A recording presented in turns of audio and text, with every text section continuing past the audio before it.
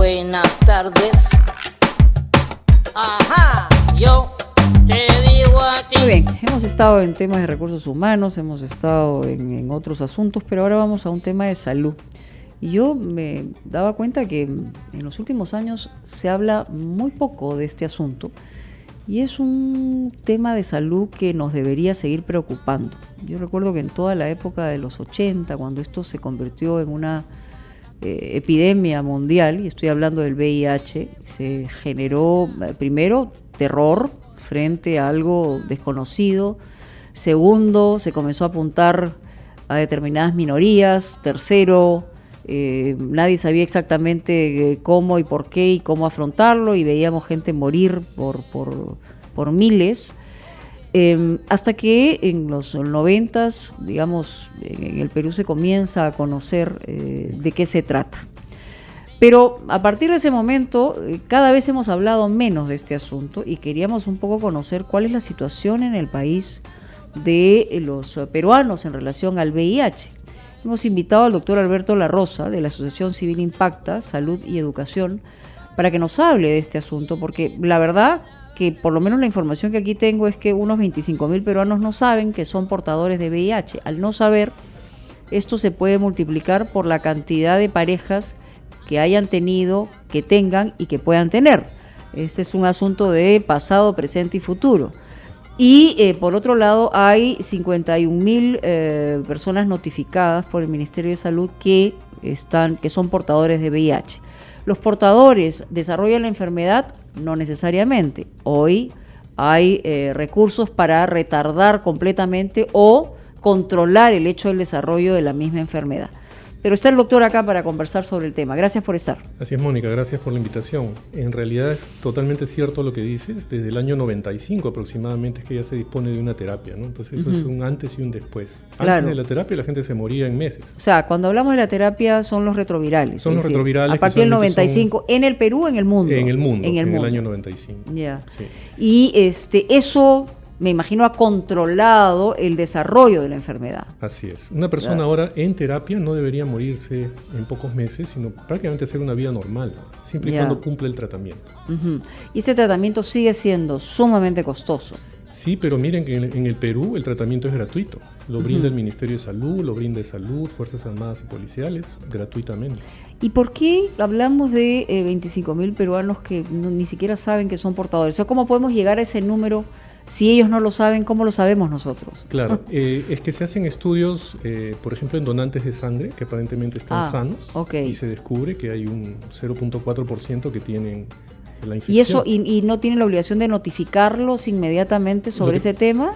Sí, las personas que son detectadas deberían ser notificadas y puestas en tratamiento. Entonces algo está fallando ahí, ¿no? Sí, es que muchas personas están infectadas y no tienen síntomas. La enfermedad no te da síntomas por muchos años. Y por eso es que las personas... Claro, cuando te da síntomas es porque la cosa ya está avanzada. Ya está avanzada, ¿no? Y hay muy poco que hacer. Exactamente. ¿Cuánta gente desarrolla la enfermedad a pesar de los retrovirales? ¿O es 100% seguro que si tú... Digamos, una persona que inicia el tratamiento tiene un 80% de probabilidades de tener un buen control de la enfermedad. 80% es bastante. Sí. Pero eso también implica que hay un 20% que no controla la enfermedad. Y ahora, digamos, ¿cuáles son los nichos a donde se ataca más o donde esta enfermedad ataca más? Bueno, porque primero se habló, en un primer momento hubo toda una persecución incluso contra personas del mismo sexo, homosexuales, una cosa terrible, ¿no? Todavía la población de hombres que tiene sexo con hombres es la más afectada. En Lima, todavía por ejemplo, sigue siendo vulnerable. En Lima, por ejemplo, 18%, según algunos estudios, tienen la infección, pero también es cierto que ya 1/3 de las personas con VIH son mujeres. Ajá. Lo cual te hace pensar que... ¿Y eso es en realidad, por qué? ¿Por contagio? Hay varones que tienen contacto sexual con hombres y con su pareja mujer también. Entonces ahí se produce la infección de la mujer. Y la mujer a su vez puede infectar a otro hombre. ¿Qué debemos hacer como una política, digamos, de Estado, de salud frente a este tema? Bueno, el tema de educar para que la gente sepa que la prueba existe, que es gratuita y que el tratamiento también es gratuito. Entonces, educar en cuáles son los factores de riesgo. Es básicamente tener múltiples parejas sexuales, no tener una pareja estable. y tener contactos múltiples, ¿no? Básicamente es eso. Sin preservativos, sin un cuidado adecuado. Claro, el preservativo obviamente disminuye la posibilidad de contagiarse en más del 80%. ¿Y cómo estamos, digamos, en términos de una... De la mirada misma de la enfermedad? Yo tengo la percepción de que como que la gente ya no habla del tema, prefiere no hablar, o es simple y llanamente, como decía usted antes de entrar a cabina, se le perdió el miedo, o hay algo más que eso, ¿no? Eso que se tengo está miedo observando. de ir a hacerme el examen, digamos. Eso se está observando sobre todo en países desarrollados donde hay más acceso al tratamiento, que las personas, digamos, como que le pierden un poco el miedo a la enfermedad, ¿sí? Y eso hace que no porque busquen... la puede controlar, creo, claro, considera. Claro, así es, entonces no corrigen sus factores, ¿no?, de riesgo, ¿no?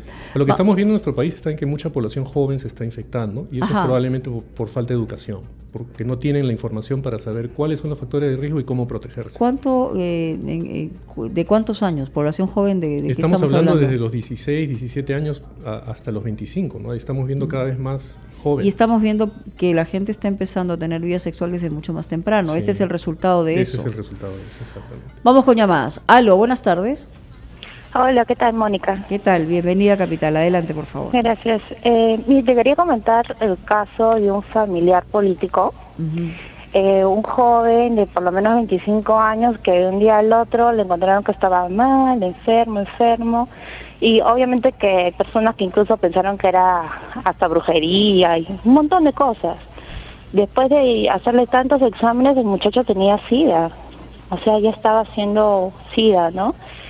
Y que resulta que el muchacho parece que tenía varias parejas de una forma irresponsable, incluso empleadas del hogar, de la casa, y bueno, no realmente ni sabe quién habrá contagiado y a cuántas personas habrá contagiado él. Y ahora pues una familia que vive con una cruz, con una persona enferma, porque como dejaron que avance la enfermedad, ahora solamente lo mantienen como se pueda, pues, ¿no? Pero por ahí hay gente que puede haber estado contagiada y que ni siquiera lo sabe. Exactamente, ese es el problema, el tema exponencial, ¿no? Claro. Los jóvenes se exponen demasiado porque descubren la sexualidad, pero no son responsables de ella.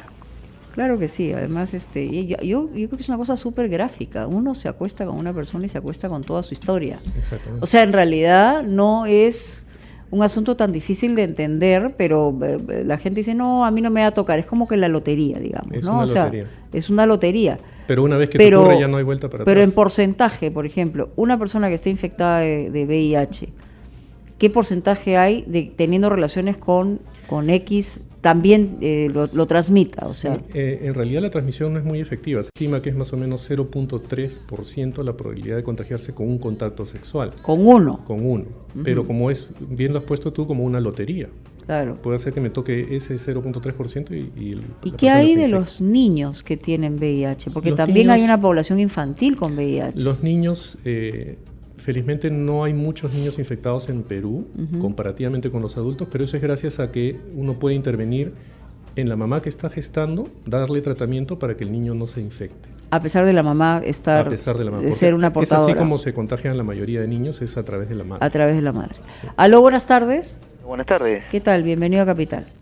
Quería decir, bueno, y justo casi has dado medio entre tu broma, has dado con lo que nosotros, soy una persona justamente con el diagnóstico, ya, y nosotros le llamamos te has tincado, o sea, te has ganado la tinca, le decimos. Sí. Ya, ¿sabes qué es lo que sucede acá? También, dicho ese de paso, Mónica, quería agradecer a tu invitado. ¿Sabes qué es lo que pasa? Yo me atiendo en el Carrión. Yeah. Lo que sucede es que ahí no hay medicinas, me refiero única y específicamente a la pastilla del ritonavir. Hace más de 2 semanas que hay personas que no están recibiendo dicho medicamento, y una de ellas justamente soy yo. Por ello de ahí que yo quisiera, por favor, a ver si por intermedio de ustedes, o no sé de parte de quién, porque ya se le ha insistido a la DIRESA, a la Defensoría del Pueblo, nadie absolutamente toma cartas en el asunto. Entonces, en el Carrión, ¿qué es lo que hacen? Bueno, yo entiendo que de repente no depende mucho de los doctores, porque esto depende del abastecimiento que viene del MINSA. Ya lo que hacen es, tratan de cambiar el esquema. Entonces tú al cambiar de esquema, yo creo que te lo puede explicar bien ahí tu invitado, qué es lo que pasa. O sea, la calidad de vida te la pueden cambiar, o hasta, como quien dice, entre comillas, te pueden quitar años de vida. Yo les agradecería, por favor, a ver si por su parte pueden ayudarnos. Sí. Muchas gracias. Me hubiera encantado, ¿cómo es que tú encuentras esta información? ¿Hace cuánto tiempo que tú sabes que eres portador? Bueno, yo ya tengo tengo más de 15 años ya. Ya. ¿Y fue, digamos, una decisión tuya ir al médico y hacerte la prueba? ¿O cómo? Mira, justo, ¿sabes qué lo que pasa? Yo estaba, ¿qué te digo? Me fui a atender porque estaba mal. Justo la chica anterior que estuvo conversando contigo estaba de lo peor. Como quien dice, prácticamente me fui en una parálisis ya al hospital. Yeah. Pero con anterioridad, o sea, ya estaba haciendo otras enfermedades que ellos le llaman, no me acuerdo, tiene otro nombre. Yeah. Ya, entonces la peor parte es que me iba a atender a los hospitales de Solidaridad. Y nunca me dijeron, porque ellos creo que no tienen, o sea, justamente medicina para ellos, nunca me dijeron. Al final una chica me dijo, señor, lo que usted tiene es algo muy grave, solamente me dijo eso la enfermera, mejor váyase al hospital, ahí le van a decir qué es lo que tiene. Y para suerte de última, o sea, imagínense, perdí prácticamente 2 años en el hospital de Solidaridad que no me dijeron nunca qué es lo que tenía, porque hubiese evitado tantas enfermedades. Impresionante. Sí, bueno, gracias, le agradezco mucho su testimonio, es muy importante. Sí, Mónica, si me permites, creo que el caso del señor es muy importante porque ejemplifica lo que pasa cuando uno no se diagnostica a tiempo. La terapia ahora debe iniciarse apenas se descubre el diagnóstico. Justamente esa es una de las noticias que te traía. La institución con la que trabajo y también los hospitales Rebagliati, Almenara y Vía Libre hemos participado en un estudio de más de 4.000 personas que se ha hecho en 35 países del mundo. Y ese estudio nos ha dado el resultado que la terapia debe iniciarse apenas se conoce el diagnóstico. Eso es algo que no se sabía. Hasta la fecha uno se hacía la prueba y teníamos que ver cómo estaban las defensas, con un examen que se llama los linfocitos CD4, que es un tipo de glóbulo blanco. Y ahora eso se descarta. Así es. Antes, si tenemos más de 500, normalmente había que esperar a que baje a 200, o después cambiamos a 350. Ahora ya la evidencia de este estudio nos dice que toda persona, sin importar su nivel de CD4, debería tratarse. ¿Cuál es el segundo beneficio, no solo para la persona, sino para parar la epidemia? Porque se ha demostrado también que si todas las personas que están las personas que están infectadas recibieran tratamiento, la posibilidad que ellas contagien a otras personas es menor. Es mucho, mucho menor. Ok, entonces, pues es bien importante. Si todas las personas estuvieran en tratamiento, la epidemia bajaría y se extinguiría. Y eso es muy importante. Y bueno, ¿y qué pasa con los medicamentos? Y luego de la pausa lo vamos a conocer, a ver si ustedes tienen esa información. Volvemos. Radio Capital. Oye, brother, buenas tardes. Ajá.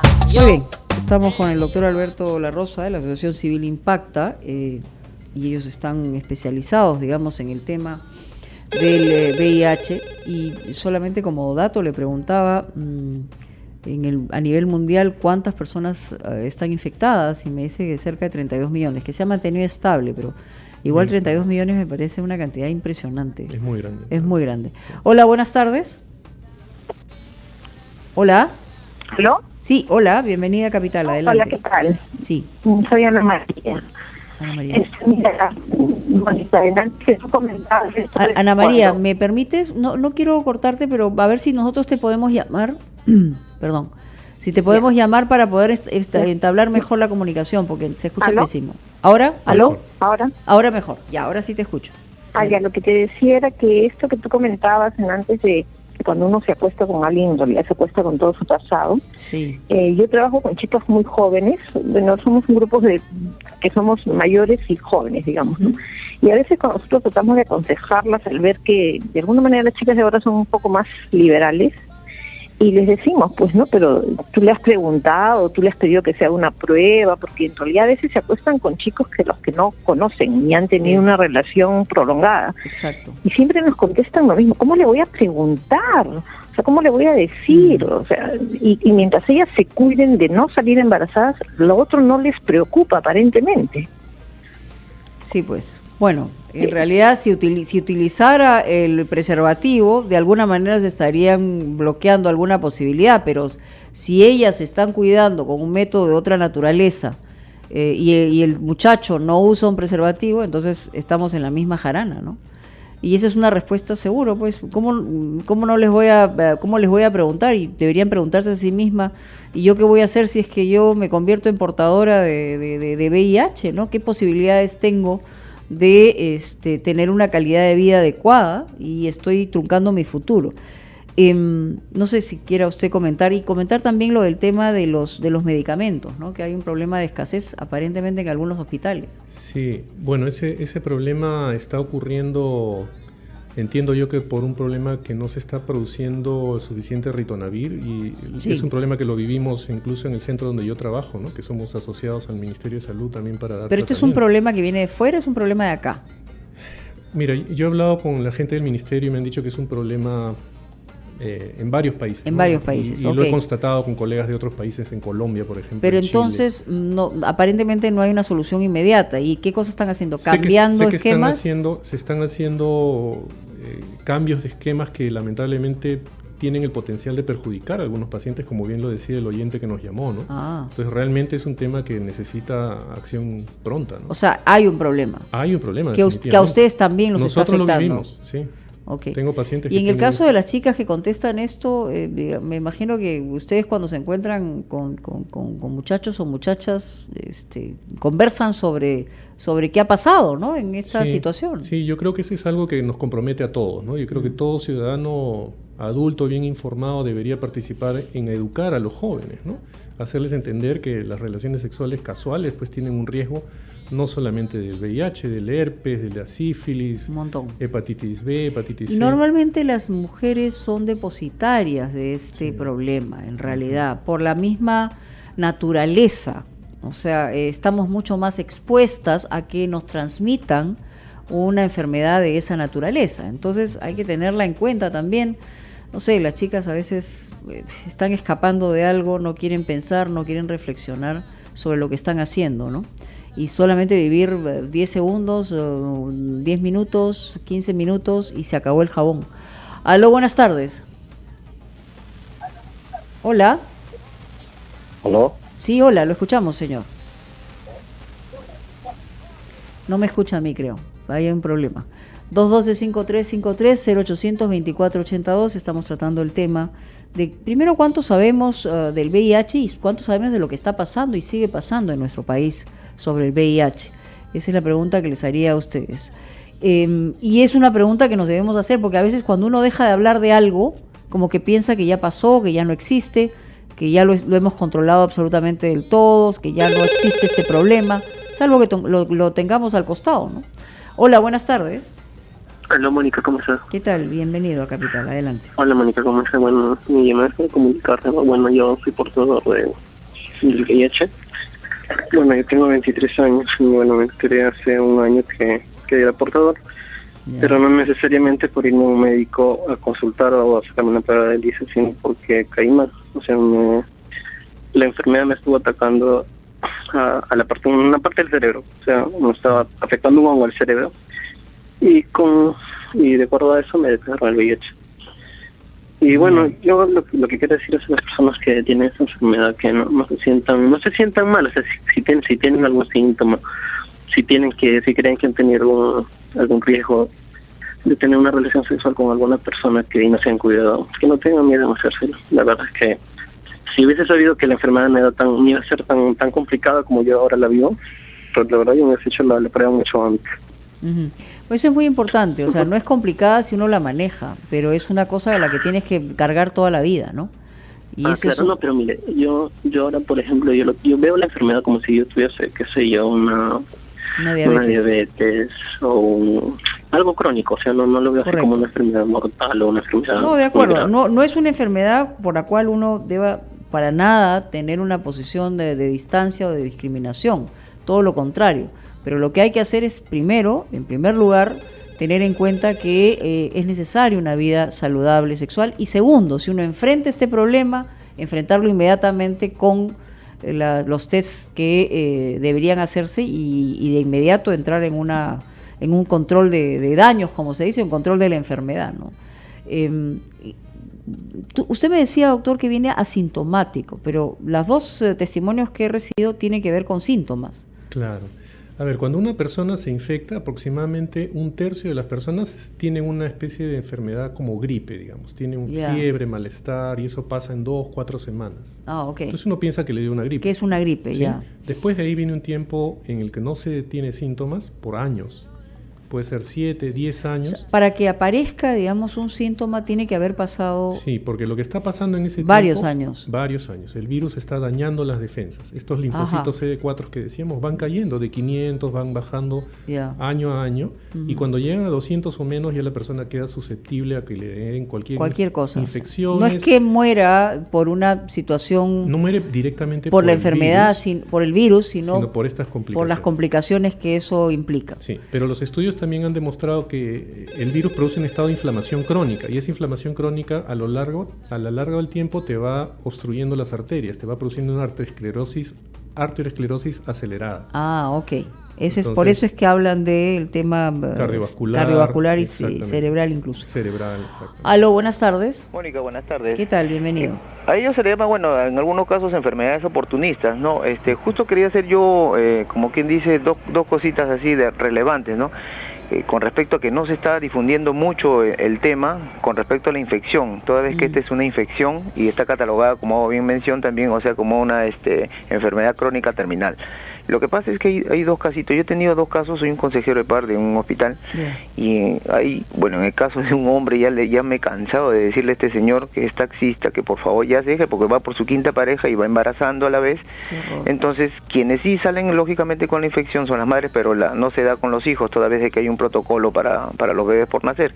De igual forma también con las mujeres, ¿no? En este caso, las mujeres también igual. O sea, yo les digo, ¿pero por qué lo hacen? O sea, quieren con la finalidad de poder tener una nueva pareja, pero igualito, de todas maneras, cuando llegan al servicio de infectología es cuando se dan cuenta las nuevas parejas que, entre comillas, estuvieron sanas, ya saben que, como quien dice, o sea, van a tener que también contar con la infección. Muchas gracias. Bueno, en realidad, sí, pues hay un perfil ahí, parece que también hay un aspecto psicológico en el asunto, ¿no? ¿Cómo lo manejan ustedes eso? Bueno, es con consejería, ¿no? Y hacerle entender a la persona que realmente... O sea, si yo estoy enfermo, ¿qué diablos? Exacto. Puedo enfermar a cualquiera, digamos, ¿no? Es en horrible. algunos pacientes es casi como una venganza con la sociedad. Una venganza con la sociedad, como si la sociedad tuviera la culpa de que se baje el cierre del pantalón cada 5 minutos, pues, justamente, ¿no? Entonces el mensaje que debemos darle a las personas que tienen VIH es que si están en tratamiento y lo cumplen, no van a poder, o su posibilidad de contagiar a otra persona va a reducirse mucho. Y eso es bien importante. Eso es bien importante. Es su responsabilidad poder manejar esa enfermedad para no contagiar a más personas, no causar más daño. Y la gente que recién empieza su vida sexual, que son muy jóvenes, que tomen en cuenta eso. Nadie les va a decir qué hacer o qué dejar de hacer. Finalmente, los papás deberíamos siempre estar atentos, pero tenemos un límite. Pero lo que sí deberíamos saber es eso, ¿no? Que uno, cuando decide y toma la decisión de acostarse con alguien, las dos personas se están acostando con todo el pasado. O sea, cualquiera sea. Exactamente. Para bien o para mal. Si es que ha sido una persona no promiscua, para bien. Si ha sido una persona promiscua, para mal. Y eso hay que tenerlo claro. Doctor, muchas gracias por estar con nosotros. A ti, Mónica. Muy importante el tema. Aquí terminamos. Hasta mañana, amigos. Ya viene Acceso Digital en Capital TV. Vienen los deportes.